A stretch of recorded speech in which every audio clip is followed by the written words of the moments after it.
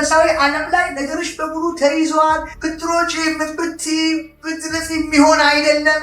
ጤና የለም፣ ሰላም የለም፣ እረፍት የለም። ቤትሽ በራሱ በጣም የተበጠበጠ ነው እና እንደ ሐና አይነት ጸሎት የምትጸልይ ሰው ነሽ።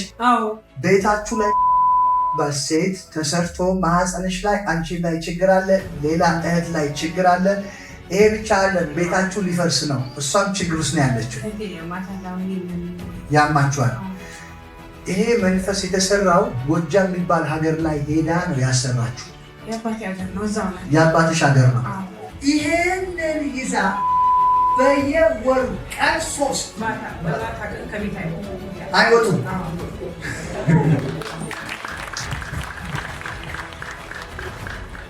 አንቺ ትፈቻለሽ። መጀመሪያ ዘሮችሽን መፍታት ትጀምራለሽ። አንቺና ቤትሽ በእግዚአብሔር ኃይል፣ በእግዚአብሔር አሰራር፣ በእግዚአብሔር የመለኮት ብቃት ነገሮቻችሁ ሁሉ ሲስተካከሉ ያለ ጠላት በአንቺ ላይ ያወጀው አዋጅ ሁሉ ተሰበረ። ሲጮህና ተሰበረ።